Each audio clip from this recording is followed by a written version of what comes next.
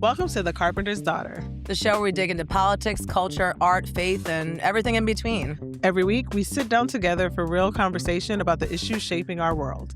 I'm Alexis Confer, political organizer, artist, and lover of a deep dive. And I'm Iffy Ike, lawyer, author, and perpetual question asker.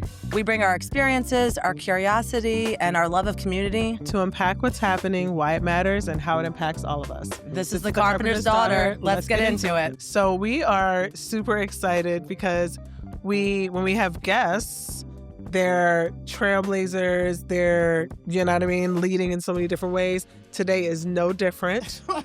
And today we got cancellation, so... Oh. Usually when we get guests, they are super accomplished, really. And today, we got Milly. Literally the opposite of what I was going to say, because if you don't know by now, first of all, you should listen to all of our episodes. Milly is our very dear and our first director for Carpenter's Daughter. Yeah. And Season 1, in her own right, she is a comedian, a producer, beyond a creative. Do you want to hear some of the stuff that she's created? We do. So she is the co-creator of Flex, a satire magazine for people of color, the Diverse as Fuck and the co-creator of the Diverse as Fuck Comedy Festival, highlights underrepresented voices in comedy. But some of you all may actually know her as the co-creator and the co-host of the weekly podcast, Go Touch Grass, which touches on so many things contemporary. I mean, I don't even know. Like, she talks about how we care too much about what we wear because, like, she be on here like, listen, we don't even have time because the way the news comes in, honey, you can't even have time to care. Well, she follows the internet, so we don't have to. Yeah, exactly. You know, she reads all this stuff, so we don't have to. But you should also know that, like, she is a writer. She's an actress based in Brooklyn, and she has written for some pretty big outlets, including ABC, WWE's Friday Night SmackDown, because there was a time when wrestling was real, but I'm not going to fight you guys about that. And so much more. And it is, helpful to know that she is bilingual, representing the Caribbean. Am I going to say it's on Dominican Republic? Yes. Dominicana. Recently. I was there recently, yeah. And there's comedy there too. And she also, in 2022, won the Yes and Laughter Lab, which is a social justice comedy incubator sponsored by Comedy Central and the Center for Media and Social Impact. Give it up for our director, Milly. We love you. Oh, wow. Yeah, we're so thrilled to have you on here, Milly. You know, Milly and I met at a creative change retreat several years ago, and not only was this a room of creatives, but she was, of the room of creatives, she was asked to be one of the lead creatives and do a whole set that night to entertain the creatives, because that's just who Milly is. And there was an infamous moment where Milly said, it was kind of like that scene in Old School, like, we're going streaking, but Milly was like, we're going to jump in the pool with our clothes on. No. Okay, we're in the desert. All right, you have to set the picture. We're in the desert, and we got put in this retreat. I've never met Alexis before. Yeah. And it was a retreat of artists and people that work in social justice and all this stuff. And we did this great talent night, and it was the last night. And I thought, like, we were all partying, and we were like, oh, we want to keep the party going. And I'm like, yeah, let's all jump into the pool. Ready? 3, 2, 1. I get up, everyone else is around the pool looking at me. Oh, shoot. And then I lost my earrings. Everyone's looking for it. And I'm like, guys, I thought we were all going to go. But that's how we together. bonded, though, because I helped with the earring situation. Everyone was looking for my earrings. And the rest I had was like history. a really big chunky earring, and I lost it, but then it was in my hair. So and I helped get out of her hair, and the friendship, the rest was history. And now we're doing a podcast and together. now we're doing and years later, now we're doing a podcast. That was a really, it's interesting. I mean, retreats and all that stuff, like, they are important and they are good networking spaces. It's like crazy how networking works, because it's like, you guys should meet and collaborate and stuff. Anyway, well, it's true. If you put the right folks together who are open to receiving help and working together, I mean, I thought that was a really great curated experience of friendship. I just love the way you all are explaining networking. Yeah, no. Yeah, have you heard of networking? I'm just I'm saying it as somebody who also, as you know, I do not. No, like you are not a networking. fan of you're not a fan of like a meet and greet situation. I am a but fan you know of what? why do you need me there? Let me do it. Let me get out. What is the objective and the goal of my presence? But you know, Although you got shouted out at our Mosaic Collective there, and I meant to tell you, everyone was like, you were about how just gotta be at the incredible you are. Mosaic. Pink Cornrows got shouted out. Okay. Like it was. That's why you gotta go. Because Kelly Choi was there, and she was shouting at Pink. It was. Oh, it was, Kelly was there. Yeah, it was great. Okay, So That's why you gotta show up. networking. Networking. Here. I think people think like networking, like I'm gonna go and I'm gonna like tell all about and be LinkedIn Junior. Oh, Daddy, will you give me a job? But I think it's like not Daddy. oh, Daddy. I think as I continue in the creative career and also professional and media, it's about like who's reliable, who works hard, who's not gonna embarrass you, and who like has integrity.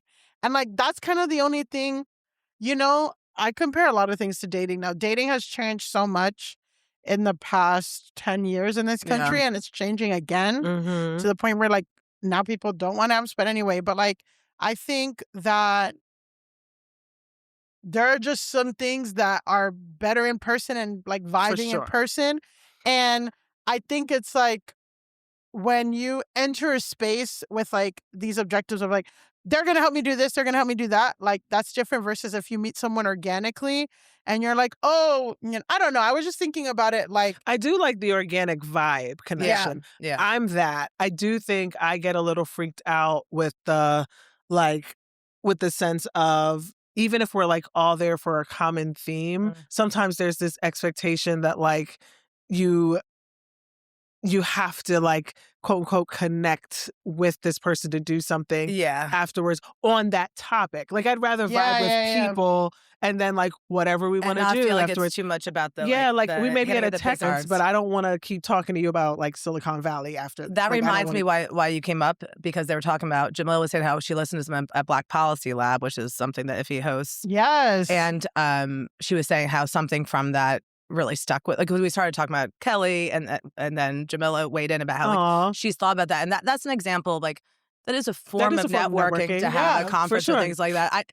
I will say that was the best conference I've ever been to. Was the really? I came out with several real friends in New Mexico. Yeah, I will say I went to a podcasting conference this week, and it's pretty interesting. Like having everybody in the room, and then there was just so many people. Like I met like peer to peer, and like people that whatever. I don't know. It's just like there is that thing of in-person connections that are like, and I think right. And I go back to dating because that's just how is your dating life? Why don't you just go ahead? How's your light? Just question that you created. How's your light, Milly? Your dating light, your comedic light. What's all the light? I think what's happening is like that paradox of choice where everyone thinks that they have infinite amount, and then they go in with very rigid, like, I want someone over 6 feet who lives in this neighborhood, who this and that, who whatever.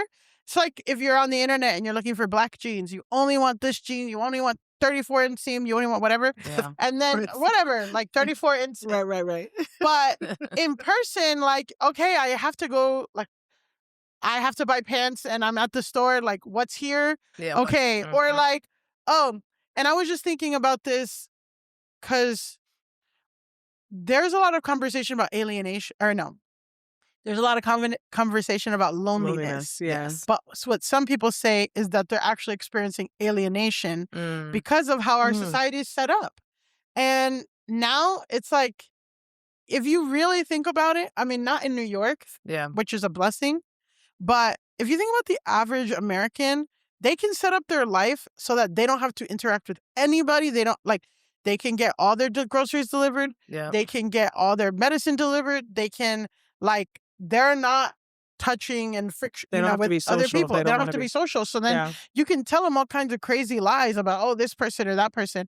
And it was the kind of, and again, I go back to dating because I did like an in-person speed dating thing one time with the DSA.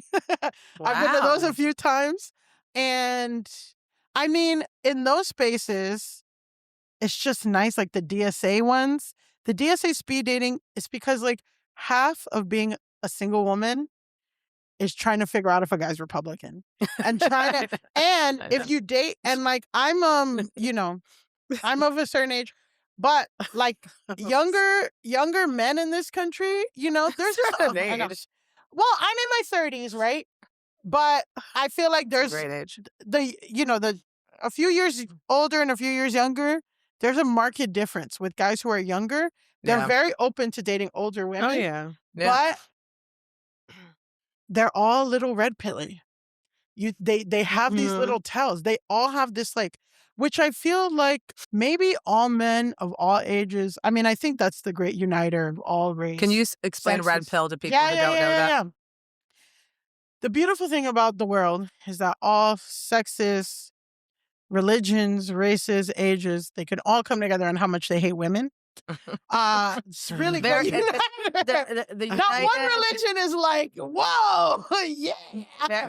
They're all always looking about unity. We're talking about unity on here a lot. We're talking about unity and like, what can unite? What can, like, Muslims, Christians, it's they all hate women. So I'm not gonna say that like the young guys, but I think it's because we are grappling with these ever so slightly power shift a little bit. Not really, right? But like a little bit, like, and the reaction, and you know, a lot of stuff are like, well, men aren't going to college, men aren't this. So I think it's like dealing with this resentment of women and this resentment and displaced anger, you know what I mean? So, and it just comes out. So in The Matrix, Lawrence Fishburne looks at Keanu Reeves and it's like, basically, everyone's living in a simulation. And if you want the real truth, if you want the real harsh truth where it's like all this stuff, you know, you take the blue pill or you could take the red pill. And the red pill is like, you're supposed to be awoken and whatever. And the blue pill is like, you're continued back in your slumbered state. You get to kind of like just shut down your brain a little bit more. Yeah. And like not really think about the, you know, because I guess the blue pill is like complicit in current structure.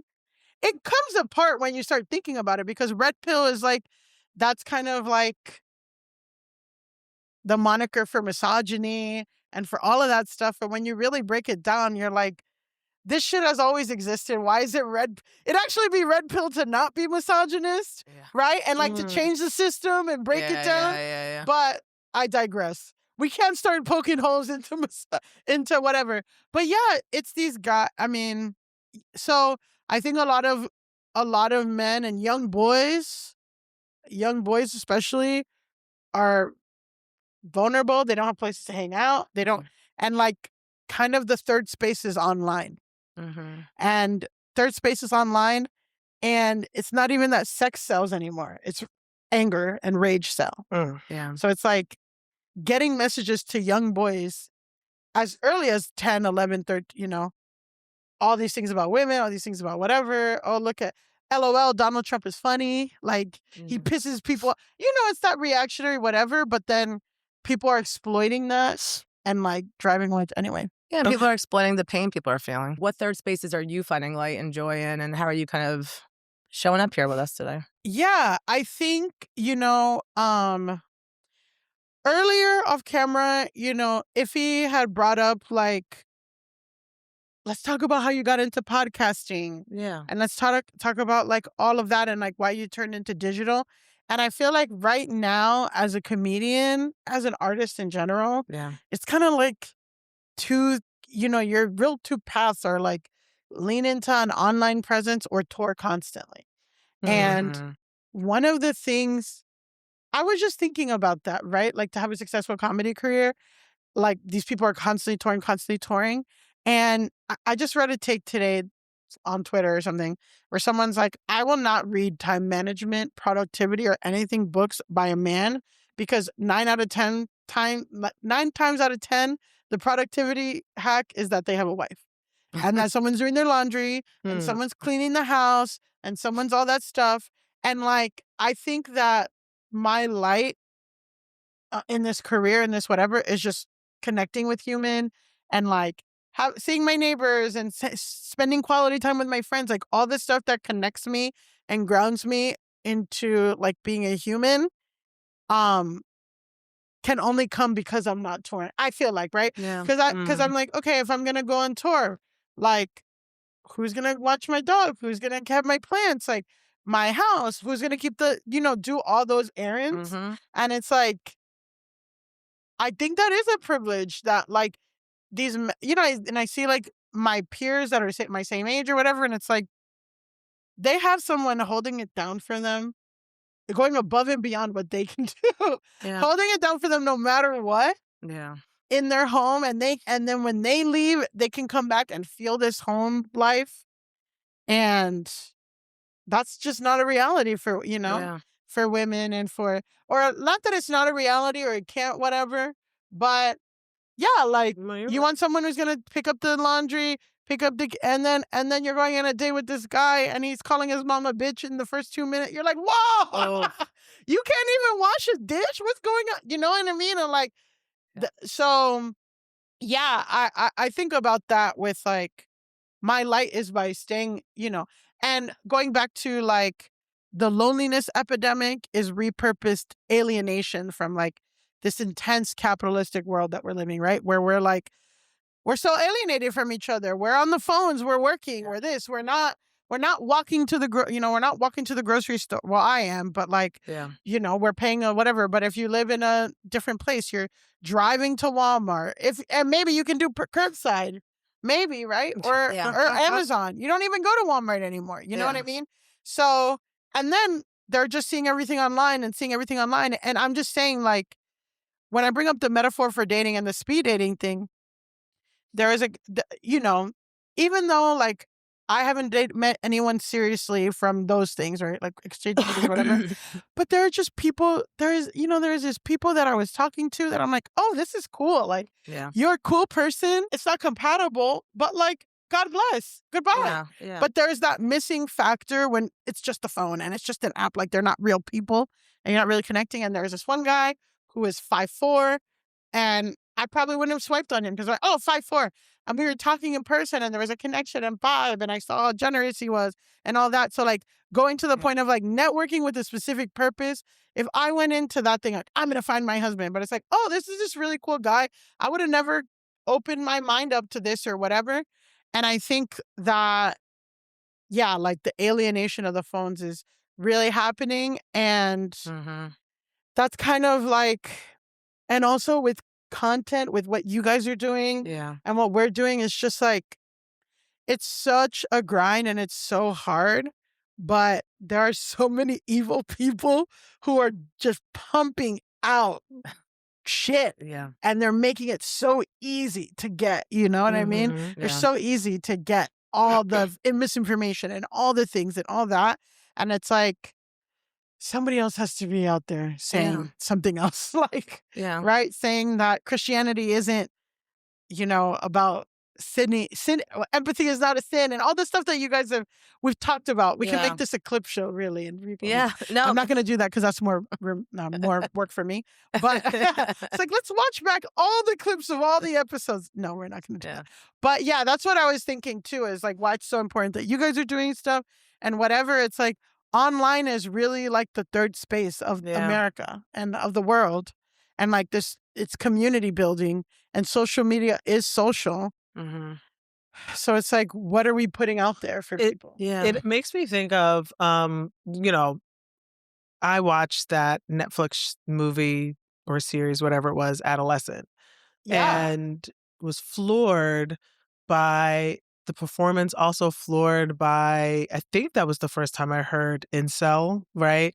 Even though as a phenomenon, I understood, and you can also see the evolution of like being angry towards, there is this correlation between more freedoms, more liberties also comes with this resentment towards how the status quo changes largely for men and largely for white men, because a lot of other cultures have way more egalitarian systems where it's like both parties can work and both parties can raise the family. Almost all cultures have some type of a patriarchal like model, but there's also like other types of corrective things that happen where like the matriarchy can also like step in, whether that's a grandmother, whether that's the women in the village, whatever the case may be. I do think that there is something though about, and I'm going to use the word village intentionally, there is something about a culture that doesn't have any culture outside of patriarchy. Like when your reference point is always this like Paul Bunyan-esque type of man who leads the house and everyone serves the man, and there's no other reference points as to other ways that you can maneuver society, the further away you get from that, what I thought was so interesting about Adolescent is, yes, there was this incel culture, which largely has to do with the exposure that you're talking about in the digital world. But they did a lot of parallels as to what that young person was also seeing in the generation above him, right? Yes. With his parents. And it wasn't just limited to like a father who maybe like whether it's unhappy with his life or what have you. There was also this mother who was having these like weird expectations even towards her daughter about marriage, or like every guy she dated had to be the one or whatever. I think when you start hearing things around like traditional marriage and, you know, traditional family, what I'm hearing coded is that, you know, especially when it relates to largely white dominant culture, but it infiltrates all cultures. I'm hearing a lot of like, you all are at the vanguard. We are all responsible for like, kind of like what you said, like whatever is going to come against that traditional family, we got to fight against that. So when I think of like the Andrew Tates and like the messaging that's coming out is not just about being single. This is what I think is so interesting. Single and loneliness are two different things. Yeah. You can be single, like you're here like, who's going to watch my dog, right? You're not kicking other people's dogs out. Well, Alexis is watching and then my I'm dog. watching, and She's watching my dog. No. But you're right. what I'm saying is that the system of care is not absent that web, and which I think is different than this loneliness is not. It's a merging of the real and really the artificial. Yes. This manufacturedness of like, if you are by yourself and it's all these other things. If you're by yourself and you don't look a particular way and you're not, the girls aren't talking to you in a certain way, the response is not just like, how do I make myself more attractive, which is its own conversation, which I think girls have been getting since we were kids. Yeah, exactly. But Welcome it's to the also club. the violent. And I think that there is something about like, they are the enemy of the traditional way of being, right? Like, and you have to correct that. I mean, in a lot of ways in Adolescent, it was about young people whose frontal lobe haven't even reached a particular space, taking it back on the girl for not responding to the traditional expectations that boys and men are to receive, but not recognizing like pain or not recognizing that like you're killing someone, like you know what I mean, like. And I thought that that was like both heartbreaking because it does also leave, I think, if you're an empathetic viewer, conflicted about like, how much does this young person actually know? While also they need to be responsible for the fact that like somebody else doesn't even get to be here, or somebody gets harmed or scarred or whatever the case may be. So it's just interesting that like the dating conversation is no longer just about like, are you single or not? Or like you said earlier, are you Republican or not? I think the flags that I hear from a lot of my friend circle is about like trying to gauge how harmful somebody is, like what safety looks like, how much they react or get angry to things. And like, is that a flag? Is that a red flag? Right. Yeah. It's like a whole different world beyond just like, oh, they're just angry with the world. It's like, will they harm women? Well, I think it gets down to it. And I also think also reframing the question, like, I happen to be single. I happen to be a woman who's an adult, and I'm a very happy person, right? So it's also changing for the things I can control, but I'm like very loved by my community. I have so many friends. I'm very close to my family.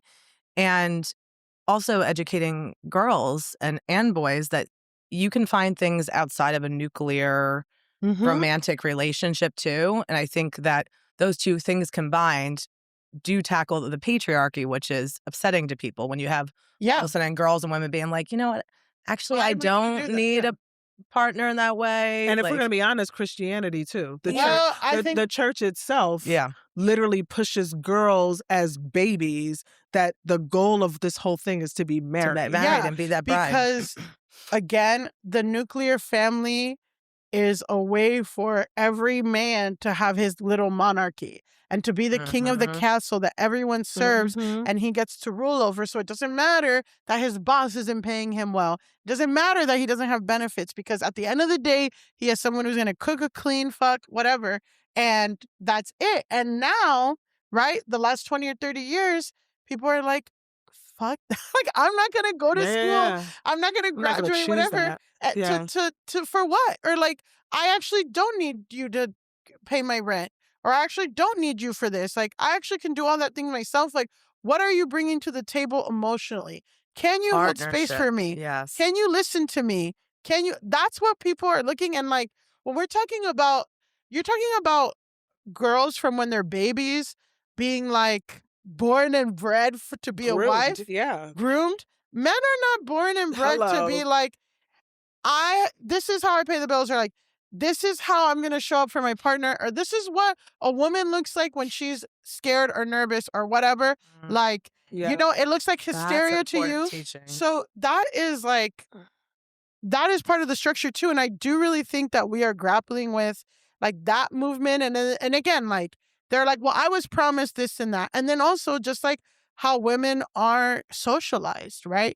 Where we have, because emotions are women, even though that's not true, everyone's a human being.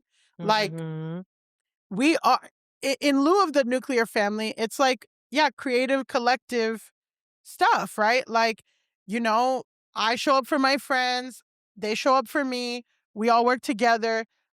Alexis, you know what I mean? We're talking about friendship. Like, somebody can be like, I'm having a tough day. But when we're talking about patriarchy and the alpha, and you have to out-alpha this, and like pain and suffering and rugged individuality and all of that shit. And who cares about other people? I need that. Like, that is very lonely making, And like, that is also why men have a hard time. Like, even their friendships haven't been fostered to be like, oh, you can be vulnerable and tell your friend that you've had a bad day, or talk about what you're going through, or this and that. Like, even that has been shifting, because that's not what men's even friendships was. Like, that's what their wives are for. Their wives are for the people who do things for them and listen to them and do their, again, laundry, and then they do all the emotional stuff. And then they're trying to enter that. So it's like, a lot of it is like unpreparedness for a modern marriage. Yeah. It's like a modern marriage is like, you're working, I'm working, we can bring, It's a partnership. It's I mean, even on your taxes, don't forget when you fill out your taxes, it says head of household.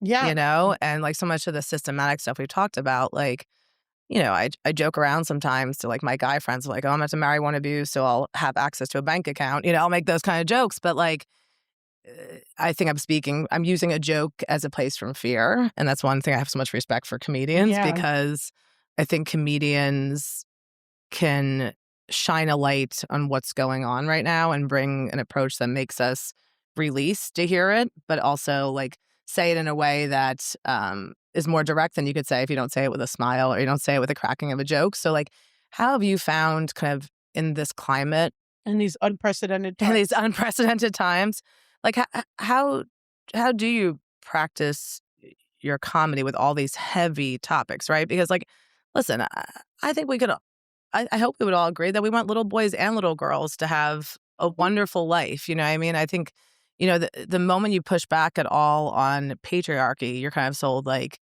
you must be a man hater. I love men. I love boys. I want people to have the best life possible, and you see the release that a man gets when they actually do get to cry for the first time, or they get to be in community with a group of friends, or like, one thing I really loved about my Christian church growing up was like, there was this men's breakfast where they would get together, like, with mostly retired men, but they'd get together once a month, and they would talk about like what's going on in their lives. And like, if you don't have someone that's creating those intentional spaces other online, like, they are finding community that I find to be dangerous online when it's getting into incel culture. And to your point, it's hyping violence against women, but it's also the sense of belonging that they're searching for. And so there, it's like you pop off some really negative sats about women, and then there's like opinions about women, you get supported by all of your other people who share that same thing. So it's still humans trying to human, but they're doing it in ways that's harmful to others. So as a comedian, how do you handle any of this stuff right now?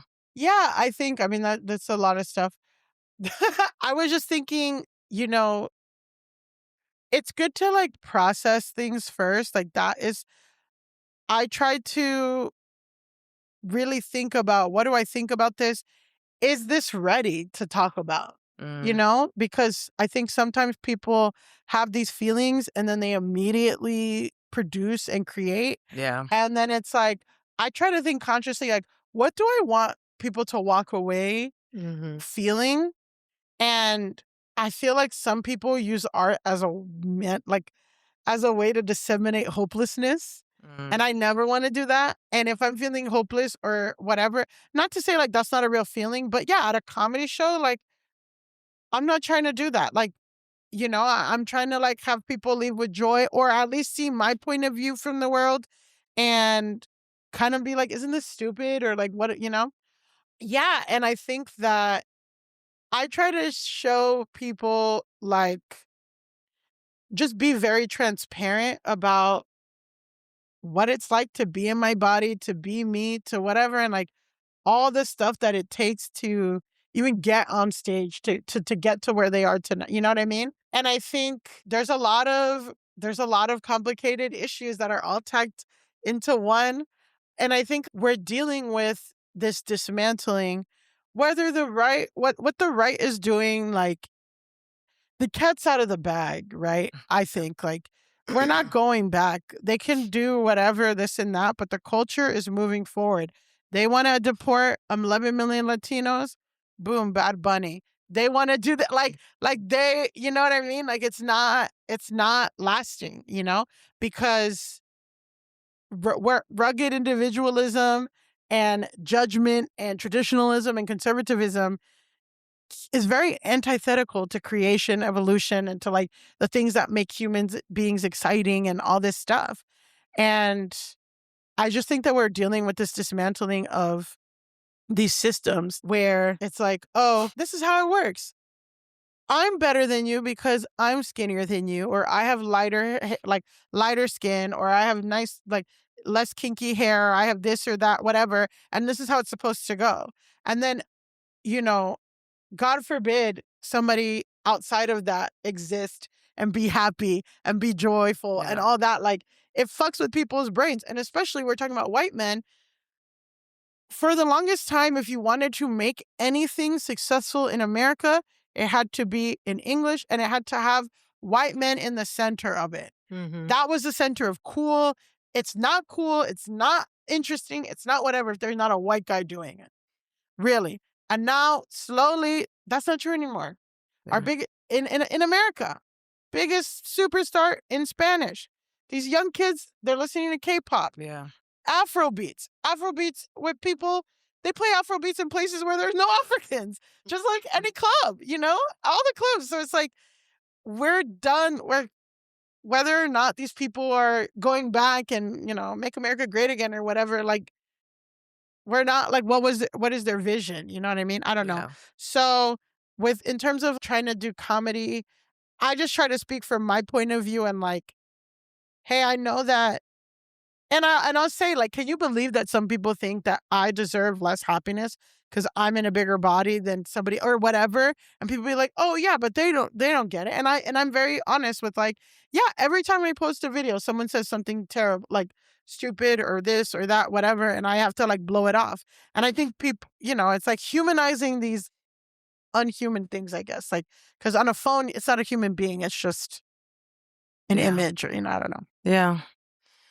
Yeah, I mean, it's so real. We've talked a lot about, in the I Met episode and things like that, I've talked about all this persona that loneliness has to take on and how do you navigate, the online universe. And I think as a comedian or artist, there's such a vulnerability of like putting, like, yes, you are doing an art form, but particularly for stand-up, I've done improv, I've never done stand-up because to me, there's something so vulnerable about getting up there. One, seeing if you get the joke, but two, as you know, the best comedy is like the truth in comedy work and the stuff that's like authentically. Tragedy. Comedy equals tragedy. Yeah. And so it's like there's such a vulnerability and a rawness. I have a lot of respect when people can like do stand-up comedy and also be able to do it in a topical way, which I've seen you perform a bunch of times, which, you know, you always kind of thread the personal with the moment and still keep it joyful where everyone's laughing the entire time and feeling we're with you. And I think that's really a beautiful gift that you have, Milly. Thank you. I really appreciate that. I received that. I think that, yeah, it is just something that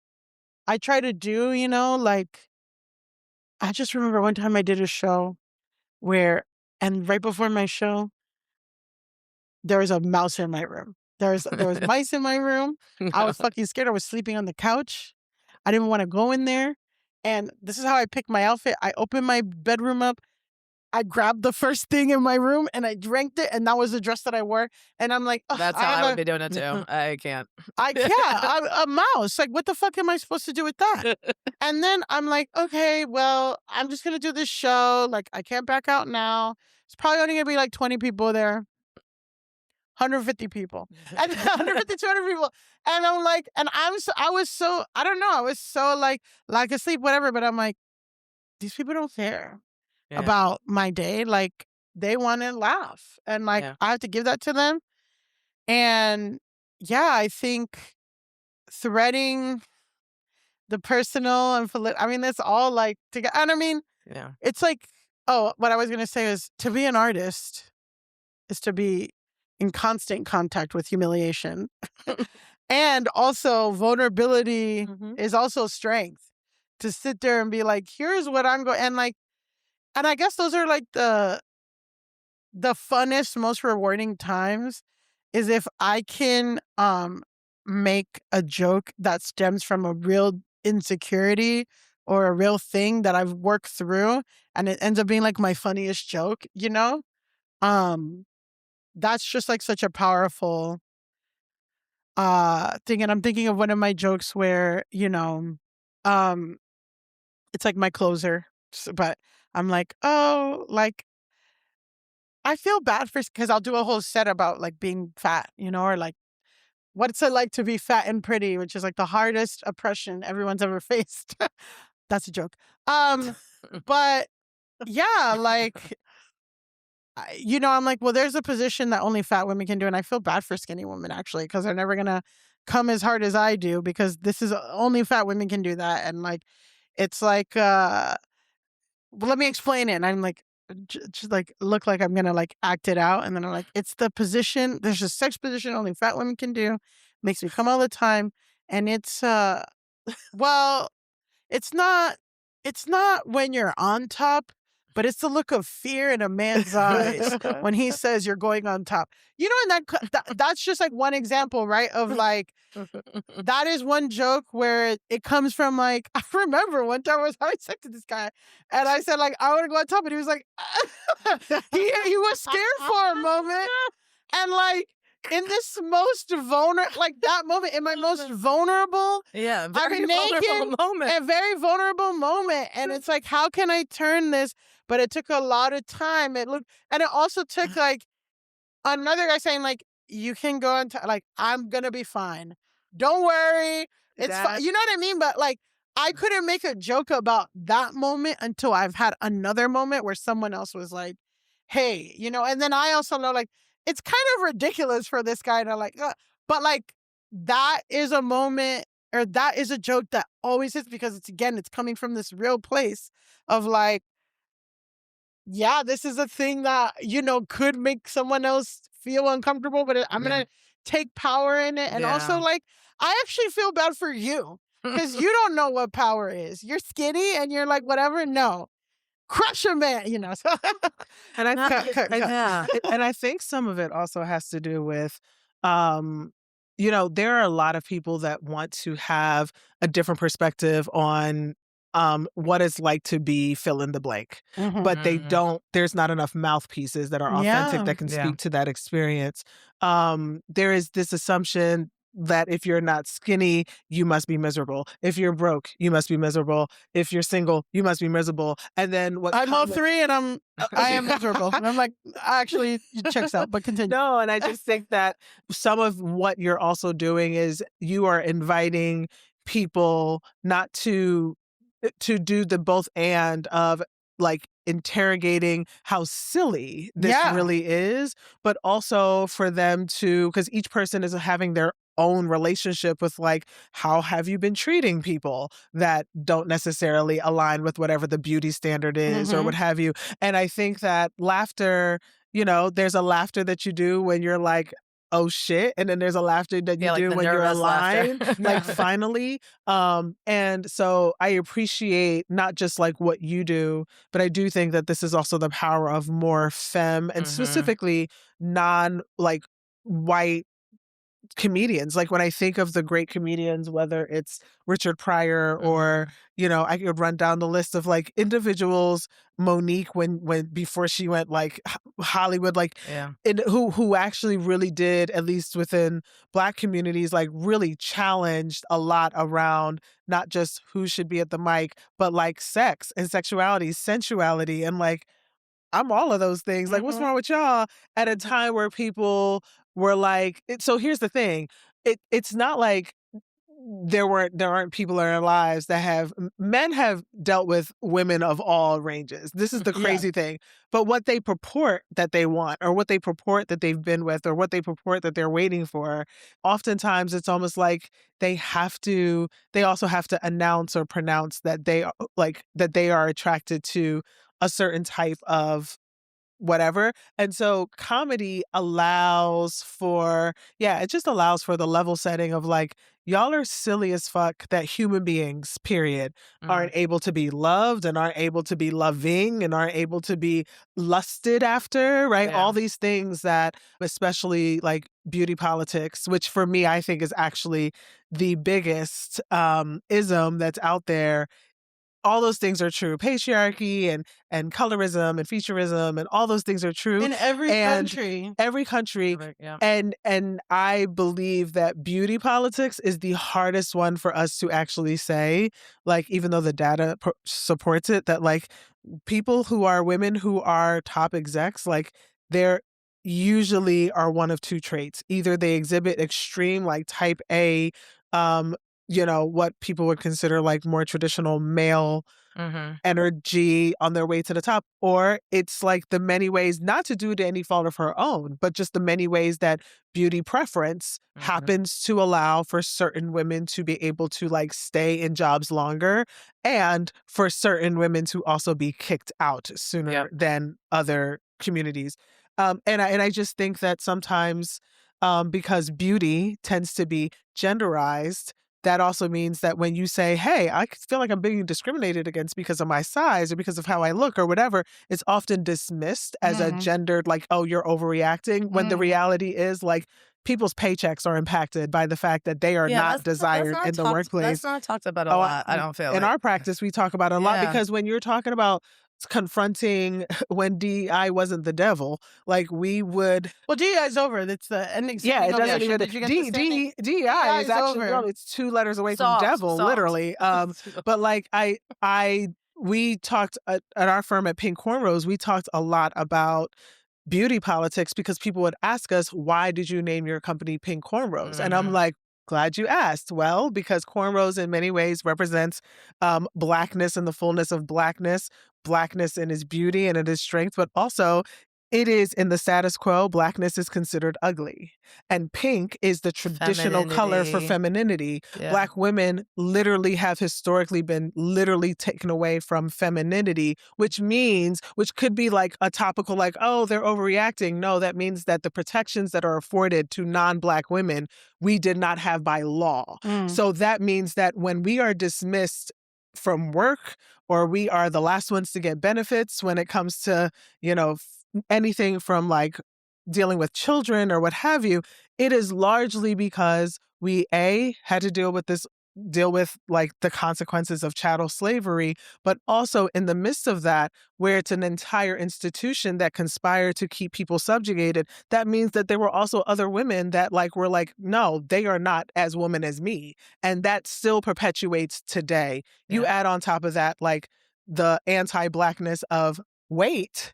Like there's a whole thing about what it means for this diet culture and how much you got to pay. Now it's GLP-1s, like all the different ways that you have now to our invest. biggest sports superstars on GLP-1s. Well, this is the weird thing, but here's where I'm conflicted about beauty. I believe that every woman, every person, every being should be able to achieve whatever they want to feel good in. I think that there's always been kind of like this myth that like the ways that dominant culture speaks to everyone. So we're all socialized to want to be a certain type of physique, and also there are certain conditions that disproportionately impact women of color, especially in our reproductive years or areas, that like there are some modern medicines that are able to kind of address those things. But you can't take away, I won't speak for any I will say that to be a public figure and to be Black, and especially to be Black and dark, it is very, very hard to be able to move through that and be a larger person. Like you're gonna have to pick your vices here. Like how am I able to maneuver in the public? And I am just speculating as to what it would mean to be relevant when your paycheck comes from being relevant. You are literally, unfortunately, I hate to say that the Kardashians in many ways are the standard, but like if they ever want to add a body part that I used to be teased about when I was growing up, they can add it and they can get more money for those body parts. Those may be originally Black features, but they're going to be desired for having those features. And then the minute that they decide that nope, this is not traditional enough, then they get revered for the removal of those parts, which then perpetuates the skinny, like the Kate Moss era, heroin chic era. Can I be honest? Yeah. I thought Pink Cornrows was a Nicki Minaj fan club. Sorry, I'm kidding. No. I'm joking. I thought Pink Cornrows was what you called your Nicki Minaj fan. No, no, that's beautiful. Yeah, and that's also part of Go Touch Grass, and I just am struck by when we're talking about incels or whatever. I'm struck by there's a screenshot from one of these incel forums. And it's this guy that's like, hey guys, I've spent a lot of time on this forum and I enrolled in I had to enroll in in-person community college, and no one cares about this stuff outside. I saw a guy with who was balding, like a receded hairline, and he had a girlfriend, and this girl was nice to me for no reason, and this and that. Like, he reported back from the real world. But he was like, yeah, it's someone who got offline and touched in the real world. Because everything that we're saying, he touched grass. He really touched grass. But that's why we say, go touch grass. Go reconnect with humanity. You know what I mean? Because if you're in this siphon, Kardashian, and even these young boys, oh, I have to look like this. Oh, I have to look like that. You think an ugly guy has never found it? You think ugly guys don't have sex? And then that's the thing, right? I mean, but that is why it's so harmful, because life is not size, whatever. It's all this other stuff. It's the charisma. It's this, but you can't really, again, it's like buying pants online. You're not going to get the real fit. You're not going to get the real experience on like that. And that's kind of the problem, right? But yeah, like a lot of people are not in touch. And even in America with this heroin chic, sorry, everyone in America is fat. Average woman is size 12, you know? So, yeah, it is the loss of reality a little bit. And I think we get more and more distance from the actual reality. Like I always say this about New York City, and there's a reason why I've been here for 20 years. No one's saying it's a perfect place. It's my favorite city, but people are on top of each other all the time. So you have to go along to get along a little bit too. You have to figure it out. I'm not saying we're not without our problems too here, but like, I think you can, to your earlier point, get so removed that you actually never have to confront the actual person you're railing against. Yeah. And then when you have to like deprogram yourself, just as like I think women have to deprogram themselves and be like, what do I actually want in my life? Do I want kids? Do I want a career? Do I want both those? Do I want a husband? Do I want a wife? Do I want anybody? Like, I think the curiosity of the moment is lost when there's just these like straight up echo chambers. Like, so to pivot back, because you know our format, what would you flip the tables on in this very moment, either in your field or any piece? Oh, like, man. Tables on. I mean, yeah. Well, going back to your thing for a second, you were saying that people. Sorry, what were you saying? You're saying about it, like I'm saying that I think the more and more we kind of take away, there's a lot of talk about third spaces, and a lot of the work I do, people are like, how do we get youth into third spaces? And how do we get, and I think about even the generational divide between, I'm a self-proclaimed elder millennial, like even the generational divide, like 15 years with someone 15 years younger than me or 20 years younger than me, we had fundamentally different childhoods. And one could argue we've had different childhoods for a lot of reasons, but even if we all came out of different cultures and different families, I bet you there were some cultural touch points or things we had to do. Like, there were times when I was bored as a kid. Yeah. And I would go on a bike ride adventure with Nadej Dorovel, who was my best friend when we were kids. And we'd pack a little lunch on our bikes and we would just go out for 3 or 4 hours and play make-believe because there was nothing else to do other than but like you can't do kids can't do that now because a Karen is gonna call the police. Why are you with your children? So like surveillance state. I guess what you're asking is, okay, what do I want to flip the tables on? And there was another point I was gonna say earlier, but I forgot. I guess flipping the tables on, I think that it's just so what I'm trying to do is make it easier, just making it a little easier for somebody who looks like me to do this career, because there are so many obstacles and it's just so easy to get discouraged, and it's designed for you to get discouraged and for you to give up and for you not to care and for you whatever. And like, I really have to like figure that out, or like I have to fight back against that. And it can just be so exhausting, which on top of doing what you have to do to like stay I hate to say stay relevant, but like be in conversation and stay whatever. It's just a lot of work. Like, and if I can do one thing to make it easier, or introduce someone or whatever, or even just like encourage people. And then that's the thing is like, the more that people see you successful and you successful, then they were like, oh, I can do it too. Or like, so it's just like kind of trying to stay in the game and not get, because I had really grappled, it's so funny. I'm the director and I'm Buddhist, and I grew up Buddhist. And like, there's so much about getting discouraged, getting off your game, this and that, like that. Yeah, you have to like kind of push back and fight against just to be here, And then like people can't be what they can't see. And by you guys, you guys like push. So, okay. Now I remember.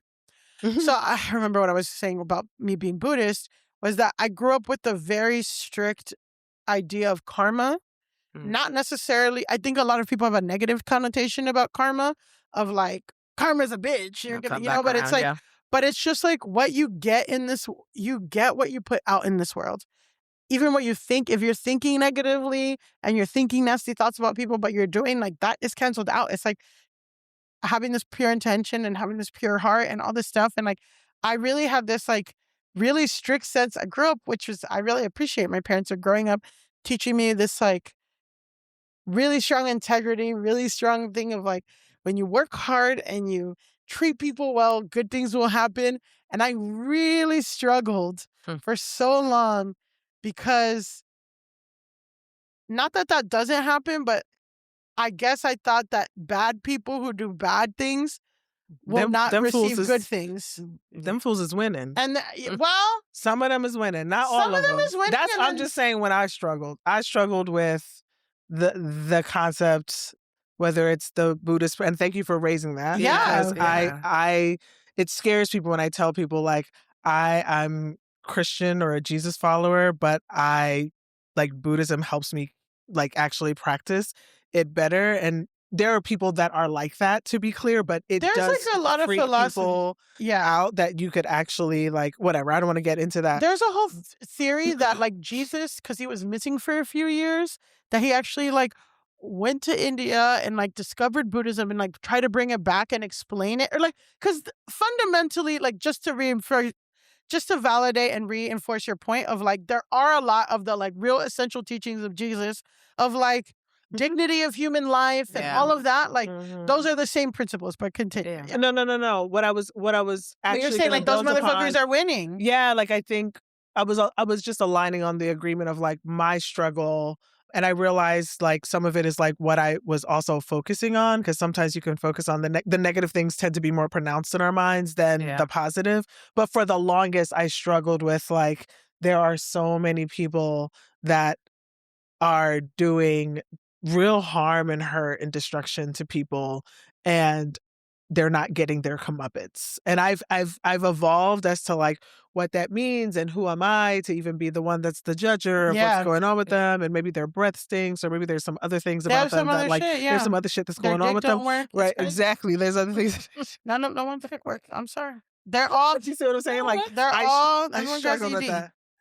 But continue with what you were saying with Carpenter. No, that was my struggle. No, that is a very real struggle.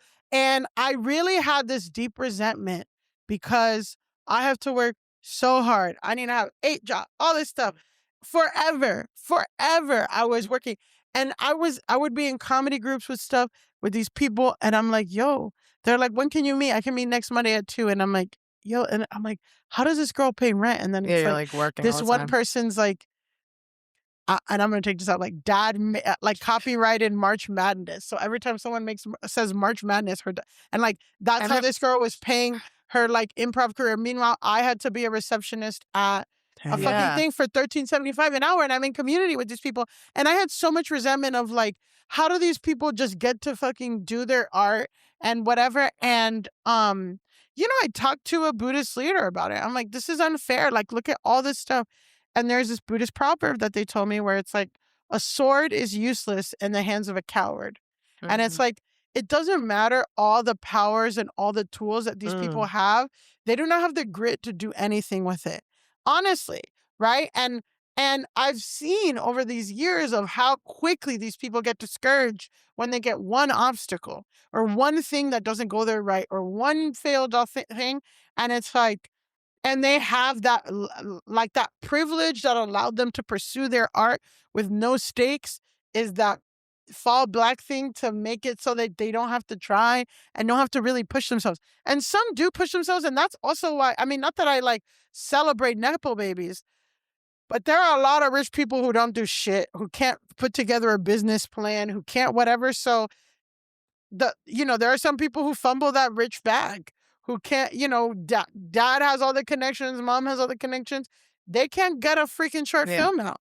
Not me, not my friends, whatever. So that is something to keep in mind too of like, a lot of these things, like maybe these people have things that I'm jealous of this material thing, but ultimately they're suffering in a different way that in a more complex way than I can even know. And like, or their sense of self or whatever.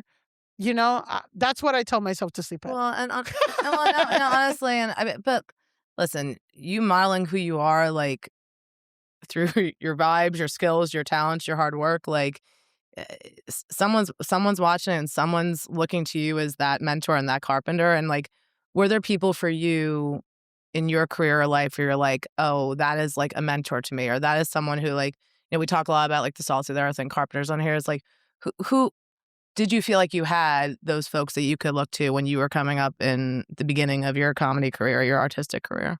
Yes, I have. I think there's so many people. A lot of people ask me like, who's your favorite comedian? And like, I'm like too deep in. I don't play those games. Yeah. But yeah. But I will say, like, when I was coming up, Janelle James, who is now she plays the principal in Abbott Elementary. Yeah, I love her. I used to see her as grind. She used to do comedy at my improv show in this random place. And I would see her and check in with her, and like she'd always be like, keep going or this and that. And it was just so cool to see because she has 2 kids. Like she had 2 kids when she was starting out and like whatever. And it's so funny because we had a talk about that one time, and she was like, I feel, she's like, I feel so like behind because I started later in life. And I wish, that's what a lot of comedians say. Oh, I wish I started earlier. I wish I started, whatever. And I'm just like, you know what? I'm always like kind of jealous of you because you got to build your family first and like then figure, because that's like they're the biological clock and this and that. And you have now you can build your career and you already have your kids or whatever. And she's like, don't worry about that shit. Like by the time you want kids, the science and money will be there. And I'm like, okay. But like even hearing that from someone that I really respect, and this was years before Alabama Elementary. Yeah. But again, it's inspiring because I just see like the hard work, the grit and all that. And then like, nothing can shake. I guess like the more you withstand, the more that whatever. And another thing too, I mean, I'm just becoming Buddhist now on your Christian podcast. No, it's a faith. It's a faith podcast, which is great. We've had a lot of different. It's a Carpenter. It's a Carpenter podcast. Art, culture, policies. I memorized the line. Yeah, art, culture, well, grounded, more curiosity, more light. But I think that there's this other proverb that I really like that I really tried to, and the people that I look forward to are like this. And I guess it's true. It's like, worthy persons are so because they do not get swayed by the 8 winds. And 8 winds it's like a proverb, right? So it's 4 like really positive things, right? Like praise, but also like greed, anger, this and that, like I can find the things. But it's like, you can't get carried away with bad shit or good shit. You're supposed to stay stern like a mountain, unshakable with any wind of obstacle that comes. And I think like that is something that it's really hard work, to like get to that space where I'm like, oh, you're not going to rock my sense of self, my worth, and my mission, which is again to shine light on the inequitable stuff. But I think that is something that, I mean, and people who just embody that. That's powerful because it reminds me of Janelle Monáe has this, first of all, her first album. I thought you were going to talk about the Bible. And I'm like, oh, Janelle Monáe. Okay, yes. Arcandroid, her first song, Tightrope, where she literally says, like, whether you're high or low, you got to keep it on the tightrope. So she talks about the downs of like, there could be haters, there could be people looking at you, but also the flip side is like, but I'm also fly. Like the thing you're hating is also real. Yeah. I'm not gassed about it, but I know who I am. So I'm not going to be swayed. I'm not going to be swayed by the hate, but I'm also not going to like dismiss and diminish myself. And I think in a lot of ways, in a lot of faiths, but also cultures, women, femfolk are told like that if you are that star, you got to diminish yourself, right? Of course. It's that fine line between humility and humiliation, or like this whole thing of you got to be humble for good things to happen to you. And I think I appreciate the way you provide a different lens of like, actually be who you are, but don't be swayed, right? Like there's a way to be swayed by good or bad. Right, exactly. Yeah. So if you were to leave, our listeners, which includes our mamas and people, hello Trish, right? Hi Miriam. Exactly. I'll read out the comments. Exactly. My homegirl Dorian in Ireland. Let me say, she's great. But let me tell you, the Carpenter's Daughter fans, shout out to y'all. Y'all comment on everything. I'm seeing them. I don't know if you guys are seeing them. Oh, we see them on Spotify, on Apple Music, on YouTube. They're commenting. Yes. And shout out to you. Yes. So what do you want to leave them with? Keep watching, subscribe, keep watching, like, share, subscribe, send it in an email list. No, I think, just keep meeting in person because like, just keep the community going in person and just keep remembering that our connections and our connection to nature and to each other is what keeps us human. And when we're all discouraged, it's because it's the phones. Like, and I'm guilty too, but like, that's just something too of like, oh, because that's what they don't want. They don't want you to meet. And that's ultimately like when you're able to thrive, when I'm able to thrive, when you're able to thrive, without a man, without this, without that, it threatens. We're all threatening the patriarchy, right? So that's why they want to bring us down, keep us humble. Every time I post something, someone says some dumb shit, this and that, right? Like, that is supposed to. And what keeps us in the moment, what keeps us present, I mean, it really is to go touch grass. And go touch grass is like, connecting with people one-on-one. And like, like when you're loved and cared for and seen and respected, are you thinking about those 10, 20 pounds? Are you thinking about your hair that's not this? Are you thinking about the lipstick or the That's why they want to take us apart from each other. Or when you're hiking or when you're whatever. Yeah. When you're playing a sport. Yeah. Are you thinking, I'm not a size 2? No, you're playing your fucking sport. Yeah. Yeah. But when we're isolated from each other, where we're on the phones, when we're when Twitter, this and that, that's what gets us into like, everything's so hopeless. Everything is like, no, that's what's destabilizing us, and that's whatever. So that's kind of what it's like. Keep meeting in person, keep connecting, keep talking on the phone, keep gathering, keep enjoying and consuming art.